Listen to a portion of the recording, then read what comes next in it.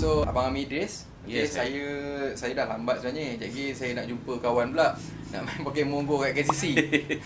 Okay, tapi sebelum nak pergi tu, saya nak tanya soalan lah kan. Sebab memang banyak sangat sekarang ni dengan orang kata ada keluar fatwa, ada yang keluar dekat Facebook tu. Saya tak payah cerita lah, banyak ustaz-ustaz pilihan kat sana. Okay. Kan? So, Ustaz segera pun ada. Ustaz segera pun ada. So soalan saya simple je, apa pendapat bila keluarnya fatwa yang mengatakan Pokemon Go ni sebenarnya dah haram? Okey. Fatwa memang ada. Tapi fatwa yang betul-betul fatwa ialah di Saudi. Okey. Yang dikatakan fatwa di Malaysia ni ialah bila Mufti Wilayah Persekutuan iaitu Sahibu Samahah Dr. Zul buat artikel dalam web beliau, itu Bayan Linnas.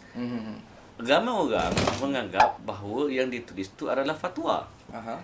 Kita salah faham.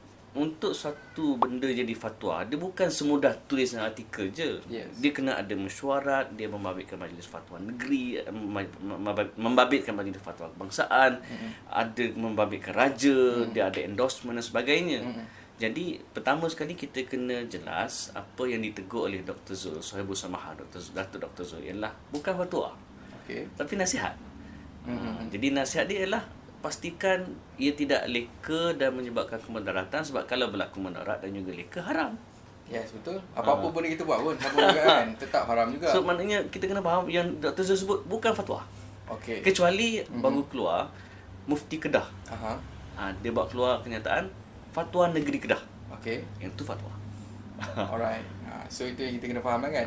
Okay. Yang kedua dia macam tadi apa Abang Min cakap, ada cakap kata apa melalaikan apa semua kan. Jadi dari observation sendiri, adakah Pokemon Go ni dia menepati orang kata kriteria yang mengatakan benda tu ialah haram? Dia gini, dalam kita hidup sebagai Muslim ada dua perkara. Pertama, benda yang membabitkan ibadah khusus macam puasa, solat, haji.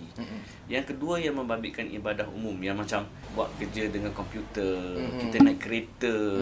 Benda tu kalau niat kerana Allah, ikhlas, ikut syariat, ikut sunnah, boleh jadi ibadah. Cumanya hukum untuk dua benda ni berbeza. Kalau ibadah, ibadah ni umumnya haram. Kecuali ada dalil yang mengatakan dia boleh. Contohnya solat. Kalau solat ikut suka hati kita, tiba-tiba iman bertambah pada waktu subuh, nak sembahyang subuh 2 rakaat, 8 rakaat.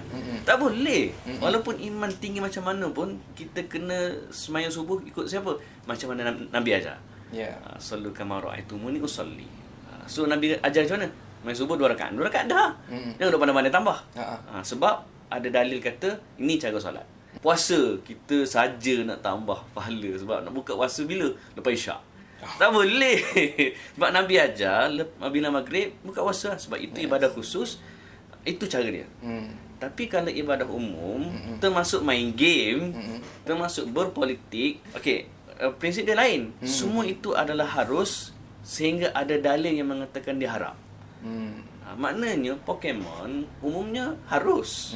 Dia panggil kalau haram pun haram li ghairi ataupun haram li zati. Haram li zati ni maknanya zat tu sendiri haram. Babi contohnya. Okey. Zat dia haram. Dia tak ada sebab lain haram. Kau mana pun babi haram. Music dia harus. Tapi kalau menyebabkan kita leka sampai tak sembahyang, sampai jadi mudarat, haram lah. Perbuatan tu haram. Dia haram sebab benda lain. Sama juga Pokemon. Hukum dia harus. Tapi kalau sampai terjatuh longkang lah, ada yang sampai memandu sampai aksiden, memudaratkan dan menyusahkan orang lain lagi, yang tu je haram lah. Maknanya selagi mana tak memudaratkan orang, tak memudaratkan diri kita, tak menyebabkan kita leka, tak menyebabkan kita lalai daripada tanggungjawab sebenar, maknanya solat kan, aurat terjaga, kita tak. Sebab ada satu isu macam Pokemon ni, kadang-kadang Pokemon Go ni kita boleh tengok benda yang di luar daripada yang kita biasa nampak kat sini kan. What we see is more than meets the eyes kan. Yes, alamak, so, takut pula kita menceroboh privasi orang. Yes. Kalau untuk, sebab ada kebaikan, contohnya kita boleh tengok tempat-tempat menarik kalau kita nak pergi berjalan, yang mana sebenarnya kita tak tahu pun kan. Yang tu bagus lah. Tapi kalau kita guna untuk kita ceroboh privasi orang, yang tu je dah haram. Ni ialah part pertama dan kita akan tanya lagi untuk part yang kedua. Alright.